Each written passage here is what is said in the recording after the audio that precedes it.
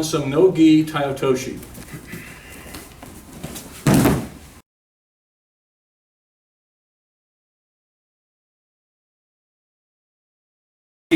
Get down here.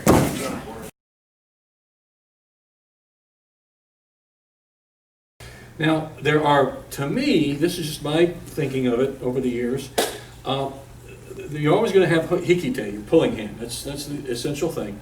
But because Tai Otoshi, as we know, is a teiwaza or hand technique. But your other hand, your surite, you know, your power hand, your controlling hand, your lifting hand, has different functions in it when it's no gi. Okay, we don't have a jacket to set up and do all this stuff because there's no jacket, or it could be, you know, singlet or something. So when we're tied up in here, there are four methods to use, in my thinking anyway, four methods of using your right hand, in this case, your surite.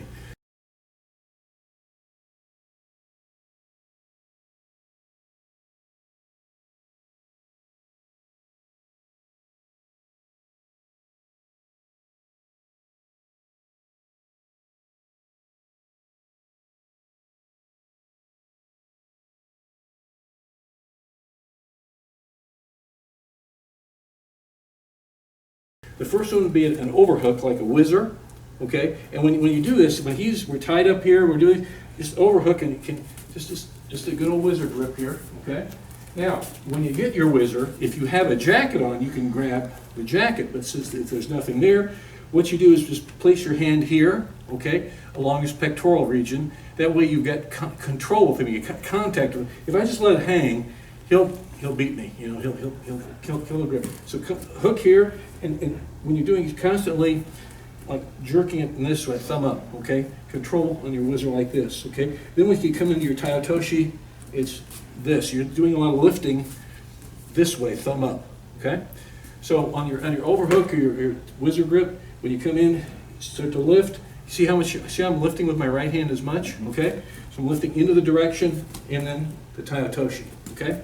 So that's the whizzer, the overhook. The underhook is where I underhook here, and see how when I grab the underhook, I just don't grab it with a lot of people will grab fingers to the sky. I don't think that's efficient because I can't control the shoulder. So when I do this here, and then wrap my hand over his shoulder, and it sucks his shoulder to my shoulder. See that?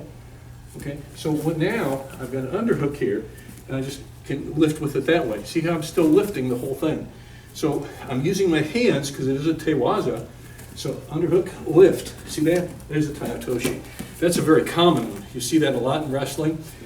I know a lot of you guys may have done some wrestling, and a lot of times high school wrestlers walk into your Tai Otoshi, and generally you can underhook like this. It's you just boom, and that's the lift. So it's a very common one. So it's very you see that a lot. Another one is around the waist, just a tight waist them.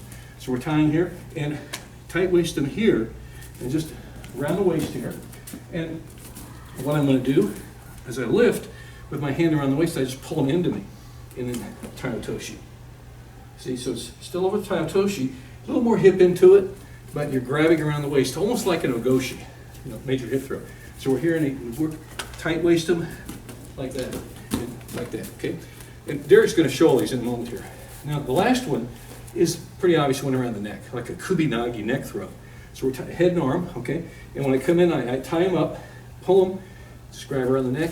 Now I don't bulldog them. I like to grab here, right under this part of the arm here, the armpit. And when I pull, keep pulling up in, and there's the Tai Otoshi. Again, I'm pulling up and lifting. So I'm lifting a lot with my hikite, my pulling hand, but I'm also lifting with the surite, my lifting hand, okay? So can you do so much? So let's look at the overhook, the whizzer, where he comes and he overhooks, and notice when he does this, he's killing the whole shoulder, his thumbs up, okay, and got that there. And as he lifts up here with his right hand, he's going to really lift out at the elbow, pulling on the elbow. Don't grab below. A lot of wrestlers will grab the wrist. That's too long of a space, okay? It's too long of a grip. So you want to get here and be able to lift them and tighten your Tai Otoshi. So can you Tai Otoshi? So you've got two little nubs on the side of your elbow there too. So you can kind of grab a little higher and let it slide down, and it gets caught on those nubs, and it won't slide past that if you've got any bit of a grip. So just bear that in mind. Up. And you see, he's still using his hands, so it's very much a teiwaza, a hand technique. So overhook, lift, and then overhook is not a lazy overhook. Watch Derek when he comes in. When he overhooks with his right hand, he just jacks that up. See? And by jacking that up, that lifts Jake forward into the direction of the throw as he pulls with one. And he steps right in. Classic leg split, 50-50 split on the legs like we always do. Tai Otoshi. Okay, now the underhook is a very common one. This is popular. So you got Tai here. Now look, lift up your head just a second. See how he's trapped that hand on the shoulder? See that? That's really important, guys. Because what he's done, if he had his fingers straight up in the air, a lot of people teach this, and I think it's wrong personally. You lose control of his shoulder. You got to have that shoulder. So when he does this, traps, Jake's in trouble. He's stolen his whole shoulder. Derek's stolen Jake's entire shoulder from him at this point, and it can start to, and he can lift up as he comes in and he turns and throws. So normally I keep my head on the inside for this one, and then as I'm coming out, that's when you start lifting, and your hand still stays on top. So don't get in the habit of trying to do this, okay, because that just makes his elbow go up high and he clamps down on the wizard. That's a really good point. A lot of guys will try to look fancy with their hand up in the air. No, that's inefficient movement in my opinion. Keep it there, yeah. Okay, so as I come out, he's moving up with the hands. Just good catch it. There you go. And again, a lot of pull. It's 50-50 split in the legs. Nice posture. Okay, now the other one is the tight waist.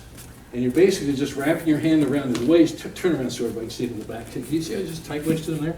And he's controlling, he's reached all the way around about where the belt line is, and he's grabbed Jake at the far hip here, okay? And what he'll do, go ahead and turn back around.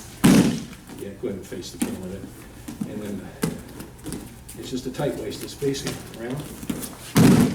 And you know, a lot of times, you know, all the old coaches, judo and jiu-jitsu and sambo, a lot of times you'll teach kids ogoshi, and they'll be doing this, won't they? You know, well, in this case, it's kind of pretty good for us because that's what we want to do. It's a Tai Otoshi, but around the waist. It's a tight waist Tai Otoshi, no gi. Now the fourth one is around the neck. It's pretty much just a head and arm. And again, the key thing here is when we were talking about before, when he grabs, look at how Derek grabbed right under the far armpit here, right here, up here at the lat area. And that's going to be helping him lift and pull. You don't want to bulldog him over. You want to lift him over your body. Again, it's a hand technique, so go ahead and toss it. And a lot of times this is good if he's already beaten you to the inside. And so his head's gone on the inside. And since he's blocking me with his head, he's able to change his levels. That's his first line of defense in wrestling. So once I catch through that, I'm going to pop out, and that allows me to clear his head and then throw. So. And again, this is very popular. When you guys have wrestled, you know this is quite popular. Yeah. Can you do one more time, just the head and arm, not last time. So those are, at least from a methodology, a system of learning no-gi Tai Otoshi. This, to me, makes the most sense. You're always going to be pulling with your hikite, your pulling hand, and your lifting hand, your surite, has different functions. And 4 primary functions. There may be others as well, but those are the most common and I think the most effective. Yeah. And when you don't have your standard grips like you would with the jacket, you have to be more mindful of what grips you do have left and really, really use those, because once you get them, you know, it's easier for them to slip out of it than it is to clear a jacket grip. So you really got to use them to your advantage. Whereas you can kind of overcome it a little bit if you don't quite have the right grip. You can pull harder and kind of lift them up by the jacket. You don't get that opportunity with no-gi. So you have to be a lot more cognizant of what your hands are doing. Right. And you know, nothing in no-gi, we're wearing shirts and everything, but you know, you talk about body sweat, perspiration. Yeah. Makes your opponent slick, you're slick. So you got to have you got to have some good hand fighting. It's good gripping there. So, all right. So no-gi Tai Otoshi. There we go. All right.